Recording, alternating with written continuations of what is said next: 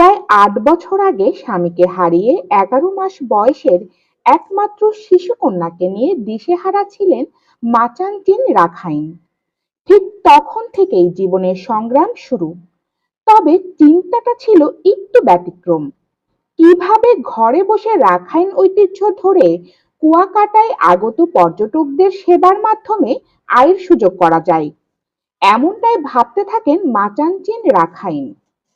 সেই চিন্তা থেকেই নিজ ঘরে রাখাইনের ঐতিহ্যবাহী বিভিন্ন ধরনের সুস্বাদু বিন্নি চালের হেতাল পিঠা, কুলি পিঠা, চালুন পিঠা, কলা পিঠা সহ নানা ধরনের পিঠা তৈরির কাজ শুরু করেন।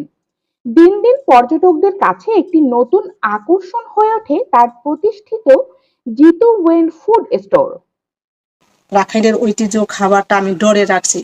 ওই সময় থেকে রাখাইন আমার সামনে যারা গেস্ট